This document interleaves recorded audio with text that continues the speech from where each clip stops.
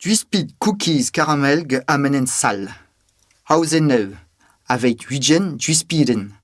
200 gram blut. Kan arnugen gram amenen. 200 gram castounadez. Une entière saradej gwell. Poirugen gram caramel ge amenen sal. Hausen.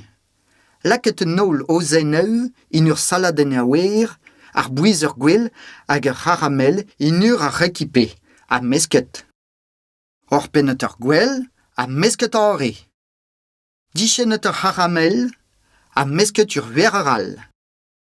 Laket un tamm papir poaragn, ar ur blaken foarn. Grey boulenidjeu touez. Dasparet aneue ar ur blaken. Pladet aneue in tammetch.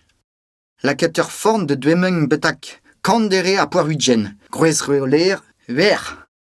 Ikeit memor forn I twemeng, laket un touez de freskat ir yagnerez. Fornet ur duispid a loket aneue de boaragn I pat 10 minut. Sachet ar neuil.